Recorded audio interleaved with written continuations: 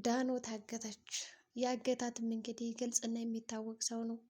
ሲፈን እንግዲህ ቀን በቀን በቀሎቿን እያቀነባበረች እንዲሁም ደግሞ እያከናወነች ትገኛለች። በተለይ ደግሞ ሙስጠፋ ከመጣ በኋላ አብሯት ነው። ነገር ግን ሙስጠፋ ምን ያክል ታማኝ ነው ለሲፈን? በሌላ በኩል እንግዲህ አሁን ሜርሲ ጀሪን ሁለት ባል እንዳለሽ አላውቅም ነበረ፣ ስለዚህ ከየትኛው ባል ነው ያረገሽው የሚል ጥያቄም ጠይቃትም ነበረ። ታዲያ ጀሪ በዚህ መካከል እንግዲህ በጣም ደንግጣም ነበረ። እንዲሁም ደግሞ እኔን አልታዘዝም የምትይ ከሆነ ለአቶ አምነን እነግረዋለሁ። በተለይ ደግሞ የአቶ አምነን ውሳኔ ምን አይነት እንደሆነ ሲናደድ፣ በተለይ አንቺ ታውቂዋለሽ።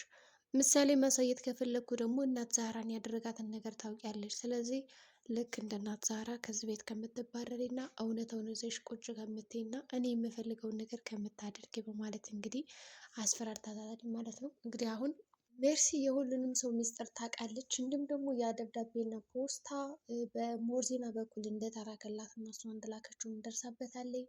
እንግዲህ ወይዘሮ ሞርዚና ወይም ደግሞ ተርዚና እያለች እንግዲህ ቅጥል ስም ታወጣለች ማለት ነው። እንግዲህ ሜርሲ ደስ የምትለው ነገር ለእያንዳንዱ ሰው ቅጥል ስም እያወጣችለት ነው። ስለዚህ ተርዚና ስለ ቀድሞ ህይወት የምትፈትሽ ከሆነ እንግዲህ ነገሩ አብቅቶልሻል፣ ተቋጭቷል፣ እንደዚህ በቀላሉ ዝም የምልሽ እንዳይመስልሽ እያለች እንግዲህ ስትፎክርላትም ነበረ። እንግዲህ ከፎከረችም በኋላ ያው በነገራችን ላይ ሜርሲ ራሱ ቀላል ሰው አይደለችም። እዚህ ጋ ሞርዚና የራሷ ሰው እንዳላትም ነገሮችን የሚያከናውንላት እንዲሁም ደግሞ ስለ ሰዎች የሚያጣራላት እንዳላት ሁሉ እንዲሁም ደግሞ ሲፈንን ልክ ሙስጠፋ እንደሚያግዛት ሁላ እያንዳንዷ ስራ ሜርሲም የተደበቀ ሰው አላት ነገሮችን የሚያከናውንላት። ነገር ግን ያ ሰው እስካሁን ማን እንደሆነ አልታወቀም።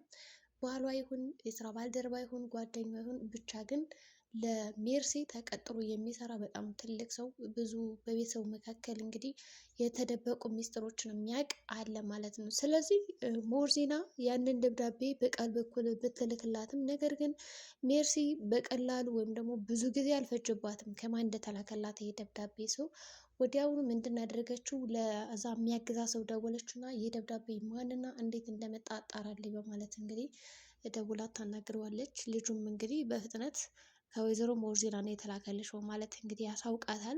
በዚህም እንግዲህ በቃ እህትሽ ናፍቃሻለሽ ማለት ነው አይደለ? እኔማ ወደ እህትሽ መሸኘት አለብኝ እያለቻት ነው እንግዲህ።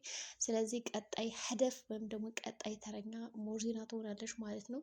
እንግዲህ በዛሬው ቪዲዮአቸው ዳና ታግታለች። የታገተችበት ዋነኛ ምክንያትም እንግዲህ ያው ለበቀል ነው። በቀል እንግዲህ ምን ያክል እንደሚያሳድድ ትንሽ ትልቅ አይልም። በቃ መሄድ ብቻ ነው፣ መበቀል ብቻ ነው። በሌላ በኩል ደግሞ እንግዲህ ሌላው ነገር ምንድን ነው? ሙስጠፋ ለቤሊን ምክር እየመከራት ነበረ። ቆይ አንቺ እስከ መቼ ነው ሁለተኛ አማራጭ ሆነሽ የምትቀጥይው? ያቺ ጀሪ ለሱ ሚስት አትገባውም። አንቺን የመሰለች ልጅ መሰቃየት የለባትም። ስለዚህ ብታገቢው የተሻለ ነው በማለት እንግዲህ ስመክራትም ነበረ። ታዲያን የምላድርግ ሙስጠፋ ደግሞ ስለ አቶ አምነን ገና ትናንት መጥተህ በዚህ ልክ መናገሩ ጥሩ አይደለም እያለችውም ነበረ።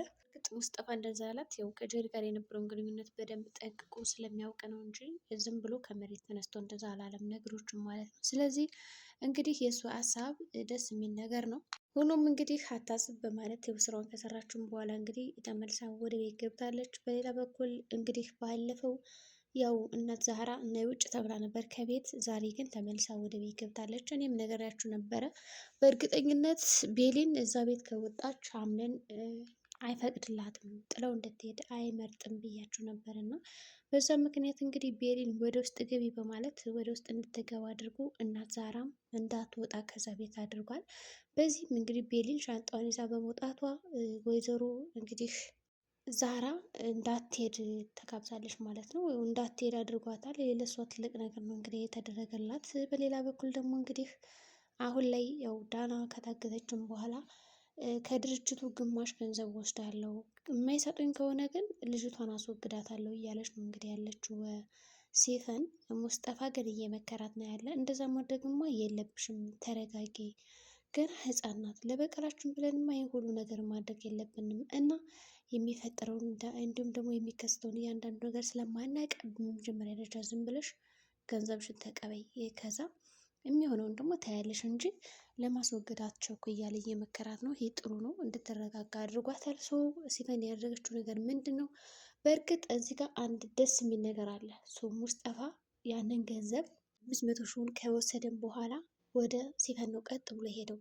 ይሄውልሽ ገንዘብ ይህን በምትፈልጊው በቃ እንደፈለገች ተጠቀምበት ይላታል። አሁን ሙስጠፋ ሲፈን መጭበርበርና መሸወድ ከፈለገ ገንዘቡን ማሳየት የለበትም ነበር። አይ እኔ ይሄ ገንዘብ የራሴ ነው ብሎ ደብቆ ለራሱ መያዝ ይችል ነበር። ነገር ግን እንድሰራ አደረገ። ምክንያቱም ከሲፈን ጋር አላማ አላቸው፣ እቅድ አላቸው። ስለዚህ ሲፈንም የገንዘብ የት መጣ በማለት ስትጠይቀው እንግዲህ ዋናው ነገር የት መጣ እንዴት ሳይሆን ይህንን ገንዘብ ምን አድርገሽ ነው መጠቀም ያለብሽ? ስለዚህ የገንዘብ ያንቺን አሁን እንደፈለገሽ አድርግ ይላታል። ያ ገንዘብ ትልቅ እድል ፈጥሮላታል። ምክንያቱም አንደኛ እነ የሞርዜናን የልጅ ልጅ ለማገት ሰው ያስፈልጋል አይደለ? ሰው ስለሚያስፈልግ እንዲሁም ደግሞ ገንዘብ ስለሚያስፈልግ ግዴታ ያንን ገንዘብ ተቀብላ ነገሮችን ማስተካከል አለባት። እናም እንግዲህ በዛ ምክንያት ይዘው ሄዳለች ማለት ነው። ከወሰደችም በኋላ በቃ እንደውም ሀሳብ አለኝ ያሰብኩት ምን መሰለህ፣ ያችን የሞርዚናን የልጅ ልጅ አግቼ ከዛ በኋላ የምትፈልገውን ነገር ካላደረገችልኝ አስወግዳታለሁ የሚል ነው እንግዲህ የሰጠችው። እሱ ደግሞ እንደዛ ማድረግማ የለብሽም አታስወግጅ፣ ለምን በማለት እንግዲህ የመከራትም ነበረ። እሺ በቃ አላደርግም በማለት እንግዲህ ነገሮችን ቀለል አድርጋ ይዘዋለች። እንዲሁም ደግሞ ነገሮችን በቀላል መንገድ ለመረዳት ሞክራለች። ወዲያውኑም አጋቾችን ሄደችና አመጣቻቸው። እያንዳንዱ እቅዶቿ ነገረቻት። ማንም ሰው ማወቅ የለበትም፣ እንዲሁም ደግሞ ነገሮችን በድብቅ ማከናወን አለበት። እናም ጥንቃቄ አድርጉ በማለት እንግዲህ ነገሮችን አጠናቃ ተመልሳ ወደፊት መጣለች። እንዲሁም ደግሞ ሲፈን ማንም ሰው እንዳይጠረጥራት ቶሎ መመለስ ነበረባት እና ወደዛ ቤት ወዲያውኑ ነው የተመለሰችው። ከተመለሰችም በኋላ እንግዲህ በጣም እየቀወጠችው ነበረ። እንግዲህ ሞርዚና አምነን ታገተች ሲባል የሚገርማችሁ ነገር በጣም ግራ ግብት ብሎት ነበረ። እንዲሁም ደግሞ ድንብር ብሎ ግራ ተጋብቶ በቃ ምን ላድርግ እያለ ቃልን ራሱ ሲያማክረው፣ ቃል ደግሞ እኔ ምንም ላድርግ አልችልም እያለ እንግዲህ ብዙ ነገሮችን ሲያካሄድ ነበረ። እንግዲህ ካካሄደም በኋላ የሚገርማችሁ ነገር በቃ ምን ያድርግ እሱ ጨንቆታል። ቃልን ያማክረዋል። አረወይ ግን በዚህ መካከል ሜርሲ በጣም እርግጠኛ ነበረች እንዳገተቻት። ወዲያውኑ እንግዲህ አንቺ ነሽ አይደለ እዚህ ጉዳይ ምናምን ስትላት፣ እኔ በምን አወቅሽ ደግሞ ስለምን እንደዛ አልሽኝ? በተለይ ደግሞ በሆነስ ምን ችግር አለው በማለት እንግዲህ ነገሩን ታቀላታለች። ከዛም ብታደርጊው ራሱ ደስተኛ ነኝ፣ ምንም ችግር የለብኝም በማለት እንግዲህ ሜርሲም ትነግራታለች። እኔም ያሰብኩት ሀሳብ አለ፣ ተርዚናን እዚች ዓለም ለማስወገድ አንቺ ትረጅኛለሽ እና የሆነ ቦታ አብረን እንሄዳለን ትላታለች። እንግዲህ ሲፈን ምናልባት እዛ ለሁለት እንገላታለን እያለቻት ነው። ሲፈን ግን እንዳትሸወድ እና ወጥመድ ውስጥ እንዳገባ እንጂ እንዲሁም ደግሞ ሞርዚና ወንጀለኛ እንደሆነች ካወቀች በጣም ከባድ ነው የሚሆንባት። ነገሮች እንዴት አድርጋ ማመዛዘን እንዳለባት እንግዲህ ሙስጠፋ ደግሞ የለም እሱም አያውቅም። ወጥመድ ውስጥ መገባ ይመስለኛል እንግዲህ ሲፈን። አሁን ላይ ሜርሲ በጣም ኃይለኛ ናት። ከዛ ቤት በሙሉ ንጹህ ሰዎች እንግዲህ ዛህራ እና ቤሌን ናቸው። እንግዲህ ቤሌን እያጎረሰቻት እንዲሁም ደግሞ ምግብ ልታበላት ፈልጋ፣ ነገር ግን ጀሪ የሰጠቻት ነበር። በዚህም እንግዲህ ቀንታ ነበረ። ለሁለታቸው የሚሆን አሪፍ ታሪክ ሰጥታቸዋለች። እንዲሁም ደግሞ ምግብ በሉት እንግዲህ ታሪክ ነው ስትነግራቸው የነበረው።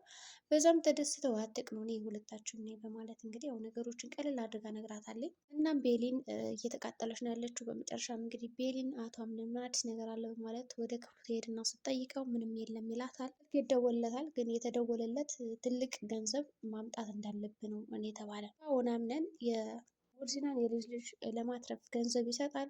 ከድርጅቱ ያለውን ግማሽ ፐርሰንቱን ይሰጣታል ለሲፈን ወይስ አይሰጣትም? ዳና በህይወት ትኖራለች? እንግዲህ ቀጣይ የምናየው ይሆናል።